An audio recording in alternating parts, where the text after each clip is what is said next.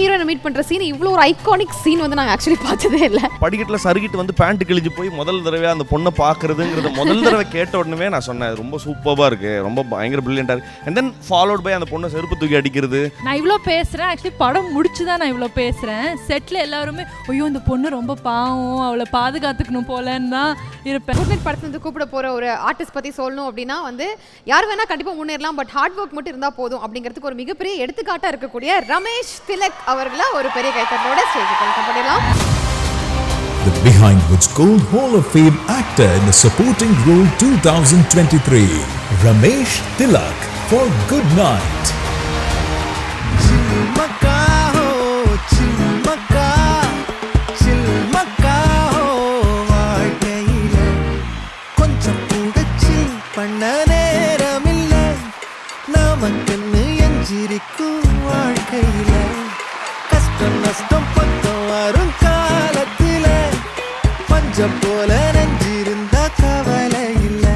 Okay, and அடுத்ததாக invite பண்ண போகிறது ஒரு கொரட்டையை வச்சு வாழ்க்கையில் இவ்வளோ சீரியஸான இஷ்யூ இருக்கிறத சூப்பராக காமிக்க முடியும் அப்படிங்கிறத அழகான படமாக நமக்கு கொடுத்த டைரக்டர் விநாயக் சந்திரசேகரன் அவர்களை ஒரு பெரிய கைத்தலோட ஸ்டேஜுக்கு வெல்கம் பண்ணிடலாம்.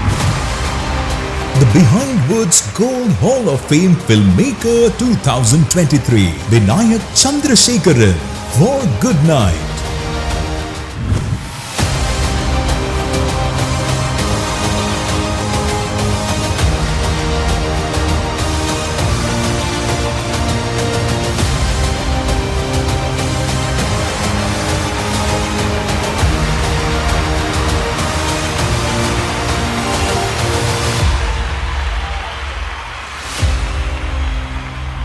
Ramesh Tilak bro.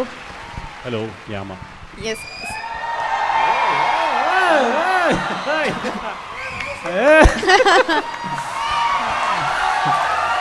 பாருங்க ரமேஷ் அண்ணா, ரொம்ப நன்றி, ரொம்ப நன்றி. உங்க பேரை சொன்னாலும் எதுக்கு இத்தனை பேருக்கு இவ்வளவு சந்தோஷம் அப்படினா தெரியலையே என்னன்னே புரியல. இல்ல ஹார்ட் ஒர்க் போட்டு அப்படி வந்து நீங்க முன்னேறி இருக்கீங்க இல்லையா?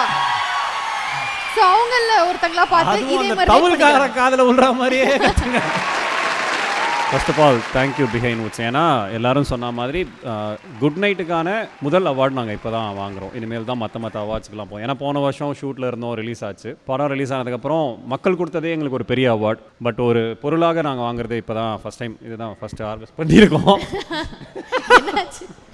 ஓகே, எனக்கு இந்த படத்தில் ரமேஷ் அப்படின்ற ஒரு கேரக்டர் கொடுத்த இவருக்கு மிகப்பெரிய நன்றி. ஆக்சுவலாக இந்த ஸ்டேஜை நான் எப்படி யூஸ் பண்ணிக்கணும்னா யாருக்குமே நான் தேங்க் பண்ணல ப்ராப்பராக. மணிகண்டன் இந்த படத்தில் எனக்கு கூட நடித்ததுக்கும் சரி, எனக்கு சீன்ஸ் பண்ணதுக்கும் சரி, விநாயக் கொடுத்த என் மேலே வச்ச ஒரு கான்ஃபிடென்ஸ்க்கும் சரி, என்னை நம்பி இந்த ரோல் நீ பண்ணலாம் அப்படின்னு சொன்ன ஒரு விஷயத்துக்கும் என்னோடய ப்ரொடியூசர் யுவராஜுக்கும் சரி, கூடலாம் சகிச்சுக்கிட்டு நடித்த மீதா என்னோட பேரா பண்ண ரேச்சல், அவங்க உமா அம்மா, பாலாஜி சக்திவேல் சார் அவங்களோட பேரா பண்ணுவாங்க, ஷான் ரோடன், அவருக்கு எல்லாருக்குமே எங்கள் டீமாக நாங்கள் எல்லாருமே சேர்ந்து இழுத்துட்டு போனாலும் எல்லாருக்குமே தேங்க் பண்ணிக்கிட்டோம் அந்த டைம்லேயே. இது வந்து முழுக்க அவரும் இவரும் ப்ரொடியூசரும் சேர்ந்து போட்டதில் நாங்கள் எல்லாருக்குமே ஆளாளுக்கு எங்களுக்கு தேவையானது எங்களுக்கு கிடச்சிது. ரொம்ப சந்தோஷமாக இருந்தது. ரொம்ப நாள் கழித்து படமும் நல்லா போகி எனக்கும் நல்ல ஒரு கேரக்டர் கிடச்ச, என் நேம் நல்லா வந்திருந்தது. ஸோ ரொம்ப சந்தோஷமாக இருந்தது. அதை வச்சு இன்னும் ஒரு 5 வருஷம் நம்ம ஓடலாம் அப்படின்ற ஒரு நம்பிக்கை இருக்கும் இல்லையா? ஸோ அது எனக்கு குட் நைட் வாங்கி கொடுத்துருக்கு. ஸோ தேங்க்யூ எல்லாருக்குமே மிகப்பெரிய நன்றி. Thanks a lot. சக்ஸஸ் ஒரு மிகப்பெரிய ஒரு கான்ஃபிடன்ஸ் கொடுத்துருக்கு அப்படின்னு நீங்கள் சொல்லியிருக்கீங்க. சூப்பர். ஸோ பின்னாடி எல்இடி செக்மெண்ட் வரும். ஒரு சில பிக்சர்ஸ், மூவி சம்மந்தப்பட்ட பிக்சர்ஸ் தான், சீனில் இருக்கக்கூடிய ஒரு பிக் வரும். அது சம்மந்தப்பட்ட மெமரிஸ் வந்து நீங்கள் ஷேர் பண்ணும். Okay, so what is the first picture, the climax scene. So shoot பண்ணும்போது இருந்த ஒரு சுவாரஸ்யமான இன்சிடென்ட் ஏதாவது எங்களுக்கு ஷேர் பண்ண முடியுமா? அது சொல்லலாம். அது ஆக்சுவலி இல்லை, அது ஃபர்ஸ்ட் ஷாட்டுக்கு ப்ரொடியூசர் உட்காந்துருக்காரு. இது ஆக்சுவலி ஃபர்ஸ்ட் ஷூட் பண்ணிட்டு திரும்ப ரொம்ப செலவு பண்ண, ரொம்ப ஜாஸ்தி செலவு பண்ண ஷாட் வந்து ஆக்சுவலி லைவ்ல தான் ஷூட் பண்ணோம். லைவ் லொகேஷன்ஸ் தான் படம் நிறைய இடத்துல பண்ணோம். ஸோ இது ஷூட் பண்ணும்போது இது திரும்ப தான் ஷூட் பண்ணுறோம். வேற ஒரு சில காரணங்களுக்காக ரீஷூட் பண்ணுறது சீனை. முன்னாடி முதல் நாள் அந்த ரோட்டில் ஷூட் பண்ணது சில விஷயங்களில் பெர்மிஷன்ஸ் கொஞ்சம் ரெஸ்ட்ரிக்ஷன்ஸ் இருந்தது அடுத்த நாள் பண்ணும்போது. ஸோ போலீஸ்லாம் ஒரு 2-3 ஹார்ஸில் பண்ணிவிடுங்கன்னு சொல்லிட்டாங்க. அங்கே 2 கம்ப்ளைண்ட்ஸ்லாம் வந்துருந்தது. ஷூட் நடந்தால் ஆப்வியஸ்லி பப்ளிக்லேருந்து கம்ப்ளைண்ட்ஸ் வரும், தப்பு சொல்ல. பட் அதனால் ப்ரொடியூசர் அன்றைக்கி காலைல தான் எங்கள் எல்லார்ட்டையும் சொல்கிறாங்க, அந்த அது வடிவேல் சார் ஃப்ரெண்ட்ஸில் சொல்ல மாதிரி இதாம்பளை பேலஸு பார்த்து பத்திரமா பண்ணுங்கடான்னு ப்ரொடியூசர் அன்றைக்கி ஸ்பாட்டுக்கு வந்துட்டாங்க. நான் பத்திரமா முடிச்சிடறேன், பயப்படாதீங்கன்னு சொல்லிவிட்டு கேரவன்லேருந்து ஃபஸ்ட்டு ஷாட் வைக்கிறோம். யூ போடும்போது அந்த ரிக்கு வந்து நின்றுட்டு இருந்த ஒரு காரில் அடித்து கார் இப்போ நெளிஞ்சிருச்சு. Auto, I think so, auto producer காரில் எங்கேயும் ரோட்டில் அப்படியே டீமாக ஓடியாந்தாங்க ப்ரொடக்ஷன் டீம் எல்லாம். ஸோ இது பார்க்கும்போது இங்கே எல்லாருக்கும் அதுதான் நான் போகிறதா. இப்போ ப்ரொடியூசர் என்ன ஒரு பார்வை பார்த்தாரு. நான் என்ன காலைல என்ன சொன்னேன்னா எந்த பிரச்சனையும் இல்லாமல் சாஃப்டாக முடிச்சுட்டு வந்துடுறேன்னு. இந்த ஆட்டோவை பார்த்துட்டு எங்களை எல்லாரையும் திரும்பி பார்த்தாரு. ஸோ இதுதான் எங்களுக்கு இழப்பு வந்தது. அவுட் ஆஃப் மூவி ஒரு சூப்பரான சீன் நடந்திருக்கு. Okay done. ஸோ இதே மாதிரி நிறையா இன்ட்ரெஸ்டிங்கான விஷயங்கள் வரும் அப்படின்ற எதிர்பார்ப்பில் எங்கள் 2 பேருக்கு ஒரு சம காமெடி. என்னன்னா இவங்க வந்து அந்த ஆட்டோவில் ரிக்கை கட்டி அமுச்சிடுவாங்க. ஒரே கிளிசரின் பாட்டில் தான் இருக்கும். 2 பேரும் அழணுமா, ரோட் பிள்ளை கிளிசரின் 2 பேரும் அடிச்சுப்போம். எனக்கு இல்லை வரல கண்ணில் தண்ணி வரல அப்படின்ட்டு. ஸோ அது வந்து பயங்கர ஃபன்னியாக இருக்கும். ஏன்னா எங்களை ரிக்கு கட்டி அமுச்சிடுவாங்க. நாங்கள் ஒரு 4 டேக் முடிச்சுட்டு திருப்பி வந்துட்டு செக் பண்ணிவிட்டு ஒர்க் ஆகலன்னு சொல்லுவார். அதனால எங்களுக்கு போயிட்டு வர்றதுக்குள்ளே கிளிசரின் தீர்ந்து போயிடும். அதுக்கப்புறம் திருப்பி இன்னொரு பாட்டில் வாங்க. ஸோ அந்த மாதிரி மெமரிஸாக ஜாலியாக. Okay, so next picture. Just the name Mohan will attract many girls. மோகன்ற பேருக்கே 1000 பொண்ணுங்க வருவாங்க அப்படின்ற மாதிரி ஒரு விஷயம். அது வந்து அவர் சொன்னா சரியா இருக்கு. ஏன்னா எழுதினது அவர்தான். சார் நீங்க இந்த சீன் எடுக்கும்போது ரொம்ப ஜாலியாக இருந்தது. ஏன்னா நைட்டு 12 மணிக்கு எடுத்தோம். அதாவது இந்த ஒரு விஷயம் மட்டும் சொல்லிக்கிறேன். அதுக்கப்புறம் நீங்கள் உங்கள் எல்லாருக்கும் தான் ஃபீல் குட் ஃபிலிம், எங்களுக்கு இல்லை. We never felt good. இல்லை என்னென்னா mostly double call sheet triple call ஷீட்டாக ஒரு 30, 32, 35 டேஸில் முடிக்கணுன்றது எங்கள் எல்லாருக்கும் இருக்குது. ஸோ அதெல்லாம் ஒரு காரணம். இந்த சீனோட இன்ஸ்பிரேஷன் எங்கள் வீட்டில் நடந்தது தான். எங்கள் வீட்டில் எங்கள் அண்ணன் குடிச்சிட்டு மாட்டிக்கிட்டாரு. அங்கே நடந்த ஒரு கலாட்டாவில் இருக்கிற ஒரு இன்ஸ்பிரேஷன் தான். தென் மோகன் நேம் பாஸ் அதை எழுதும்போது ஏன் மோகன்னு பேர் வச்சதுன்னா அம்மா கேரக்டர் அவங்களோட காலேஜ் பருவத்தில் கண்டிப்பாக அந்த டைமில் மைக் மோகன் கண்டிப்பாக ரொம்ப பெரிய ஃபேவரட் ஆக்டராக இருந்திருப்பாங்க எல்லாருக்கும். ஸோ அப்படி தான் யோசித்து இவருக்கு மோகன்னு பேர் வச்சது. ஸோ அதை இங்கே கனெக்ட் பண்ணலாம். நம்ம அம்மானால நம்ம வெளியில் நம்ம என்ன தான் மொக்கவங்களும் நம்ம அம்மாவுக்கு நம்ம ஹீரோ தானே. ஸோ அவனை எப்படி தேர்த்துறதுனா மோகன்ற பேருக்கு 1000 பொண்ணு கிடைப்பாங்க, அழாதரா. ஸோ அந்த ஆஸ்பெக்ட்ஸில் எழுதுனது தான் அந்த விஷயம். So next picture. இது வந்து ஹீரோ ஹீரோயினை மீட் பண்ற சீன் இவ்வளோ ஒரு ஐகானிக் சீன் வந்து நாங்கள் ஆக்சுவலி பார்த்ததே இல்லை. ஸோ இந்த சீனை பற்றி ஃபஸ்ட்டு எனக்கு இவர் கதை சொல்லும்போது இந்த ரொமான்டிக் ஸ்க்ரீன் பிளேஸ்லலாம் மீட் கியூட் மூமெண்ட்டுன்னு சொல்லுவாங்க. ஹீரோவும் ஹீரோயினும் சந்திச்சிக்கிற அந்த மொமெண்ட்டுக்கு பேர் மீட் கியூட் மூமெண்ட்டுன்னு.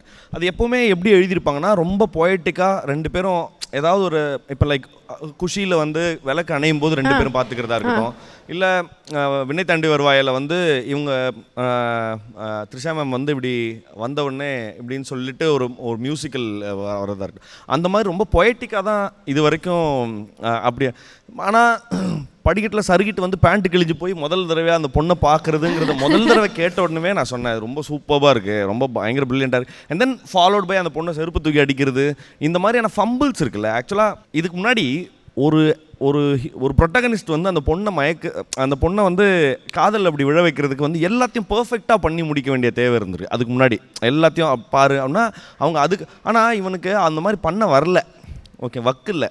அதனால் எல்லாம் ஃபம்பிள் எல்லாம் பண்ணி தலையை சொரிஞ்சிருக்குமா. அந்த பொண்ணு அதையும் ரசிக்கிறாச்சா.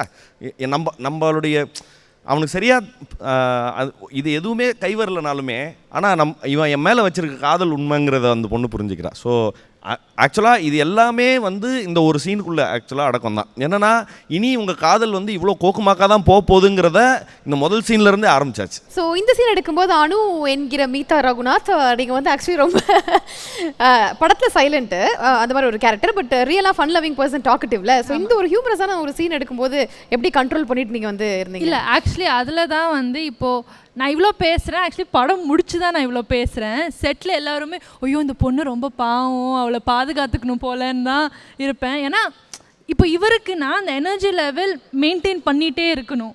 அதே மாதிரி நான் வெளியே நிறைய பேசிட்டு டக்குன்னு மாறணுன்னா என் மைண்டில் எப்படின்னா கொஞ்சம் அந்த கேப் இருக்கும். ஸோ அந்த கேப்பே வேணான்னு நான் full duration of the shoot நான் வந்து அவ்வளோ பேசவே இல்லை. ஸோ இப்போ இவங்களுக்கு வந்து என்னை இப்போ பர்சனலாக தெரிஞ்சதுனால they know I talk a lot. அங்கே எல்லாருமே இந்த பொண்ணு நிஜமாலுமே இப்படி தான் போல அப்படின்னு சொல்லிட்டு அதனால எனக்கு வந்து எப்படின்னா ரொம்ப ஈஸியாக பண்ண முடிஞ்சது எல்லா சீன்ஸுமே. ஏன்னா அப்படியே கட்டுக்கு முன்னாடியும் அப்படி தான் இருப்பேன், ஐ மீன் ஆக்ஷன் சொன்னதுக்கு அப்புறமே நான் அப்படி தான் இருப்பேன். அதனால இட் வாஸ் ஜாலியாக தான் போச்சு. படத்தில் வந்து உங்களோட பர்டிகுலர் ஒரு சீன் வந்து எல்லாத்துக்கும் மக்களுக்கு பிடிச்ச ஒரு விஷயம் அப்படின்னா ஒரு எமோஷனல் சீன் ஒன்று இருக்கும் பார்த்தீங்களா உங்களுக்கு.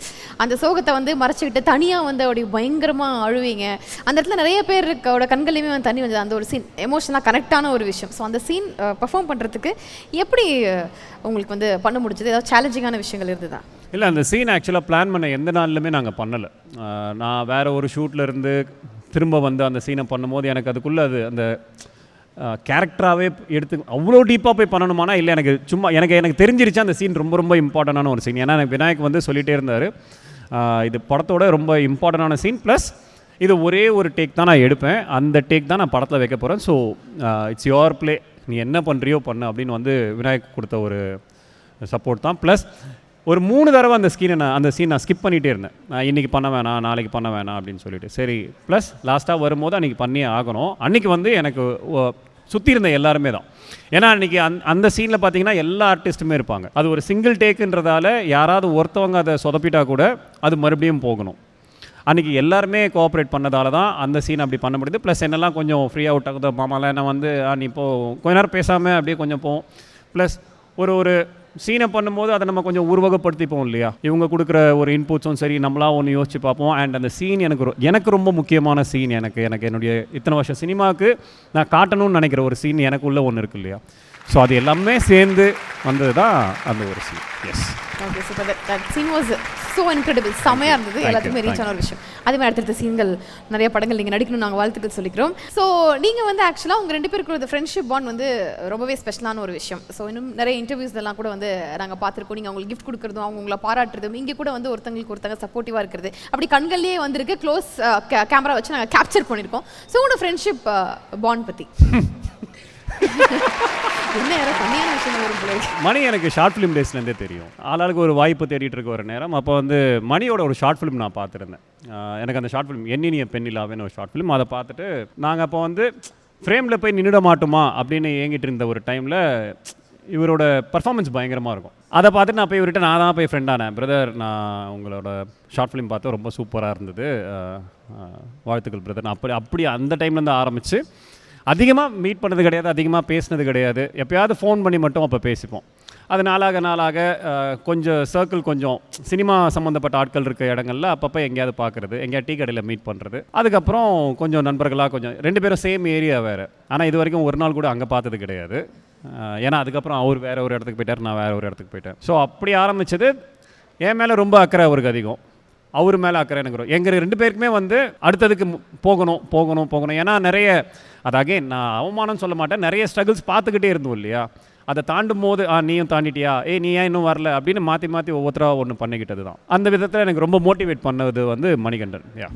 டைரக்டர் சார், இது வந்து ஆக்சுவலாக இந்த ஒரு குரட்டை அப்படின்ற அந்த ஒரு விஷயத்தை வச்சு அப்படி ஒரு கதை ஒரு பில்ட் பண்ணி பண்ணும் அப்படின்ற ஒரு ஐடியா எப்படி சார்? குரட்டை பொதுவான விஷயந்தான். எங்கள் அண்ணன் பயங்கரமாக குரட்டை விடுவார். ஸோ அதோட இன்ஸ்பிரேஷன் தான் இது. அதோட ரொம்ப ஸ்டார்டிங் பாயிண்ட் எங்கே சொல்லலாம், நான் காலேஜ் ஃபஸ்ட் இயர் படிக்கும்போது ஒரு டெத்துக்கு போயிருந்தோம். எங்கள் அண்ணன் ஹாலில் தூங்கிட்டு இருந்தாங்க. எங்கள் அண்ணன் முழிச்சிருக்கும் போது எங்கள் அண்ணன் மேலே அவ்வளோ ரெஸ்பெக்ட் இருந்தது. தூங்கும்போது எங்கள் ரிலேட்டிவ்ஸ் அவங்கள பின்னாடி காசிப்ஸ் பண்ண விதம், ட்ரோல் பண்ண விதம் எனக்கு பயங்கரமாக ஹர்ட் ஆச்சு. அந்த குரட்டை என்றைக்காவது ஒரு இடத்துல நான் சொல்லணும்னு நினச்சேன். அது குட் நைட்டாக மாறும்னு அப்புறம் தான் எனக்கு தெரியும். எஸ், இந்த லைன் வந்து இவ்வளோ தூரம் செலிப்ரேட் பண்ணுவாங்க அப்படின்னு நினச்சிங்களா? இந்த ஒரு படம் செலிப்ரேஷன் அதை பற்றி நாங்கள் யாரும் ரிசல்ட்டை பற்றி நினைக்கல. ஒரு நல்ல படம் பண்ணுங்கிற ஐடியா எல்லாருக்குமே இருந்தது. ஸோ அது கதையாக ஹானஸ்ட்டாக அதை எப்படி சொல்ல முடியும் அப்படின்னு எழுதணும். அதை அண்ணன் தான் ப்ரொடியூஸ் பண்ண யுவராஜன் வந்திருக்காங்க. மணி என்ன, ரமேஷ் என்ன, மீதா மேம் எல்லாரும் அதை நம்பினாங்க. ஸோ எல்லோரும் சேர்ந்து ஒரு நல்ல படம் கொடுக்கணும், நல்ல படம் கொடுத்தா ப்ரெஸ்ஸும் சரி மக்களும் சரி இன்றைக்கும் அக்செப்ட் பண்ணியிருப்பாங்கன்ற ஒரு பெரிய நம்பிக்கை இருந்தது. அது இவ்வளோ பெரிய செலிப்ரேஷனாக மாறும்போது அதை உங்களுக்கு தான் நான் தேங்க் பண்ணணும், பீப்புளுக்கு தான் தேங்க் பண்ணணும். ஸோ பேசும்போது சொன்னீங்க பிரதர் கிட்ட இருந்து எடுத்த ஒரு இன்ஸ்பிரேஷன் தான் இந்த லைன் அப்படின்னு சொல்லிட்டு. ஸோ இது மாதிரி அடுத்து நீங்கள் இன்ஸ்பிரேஷனாக என்னென்ன வச்சிருக்கீங்க, என்ன மாதிரி ஒரு படமும் வந்து நீங்கள் கொடுக்க போறீங்க அப்படின்னு தெரிஞ்சுக்கிறதுக்கு ரொம்ப கியூரியாசிட்டியாக இருக்குது. ஸோ என்ன லைனில் அடுத்த படம் வரப்போகுதுன்னு தெரிஞ்சு ஒன்லைன் கேட்குறீங்களா? ஒன்லைன் இந்த குரட்டை அப்படின்ற மாதிரி ஒரு சின்ன ஹிண்ட். இல்லை, அது ஒன்லைன் சொல்ல முடியாது. பட் அதுவும் என் வாழ்க்கையில் பார்த்த ஒரு விஷயம் தான். குட் நைட்டுக்கு முன்னாடி எழுதின கதை, அதை தான் நான் இப்போது அடுத்து திரும்ப ரீரைட் பண்ணிட்டு இருக்கேன். ஓகே, இந்த பதிலில் எங்களுக்கு இன்னும் அந்த எக்ஸ்பெக்டேஷன்ஸ்லாம் அதிகமாக தான் இருக்குது, என்னவா இருக்கும் அப்படின்னு சொல்லிட்டு.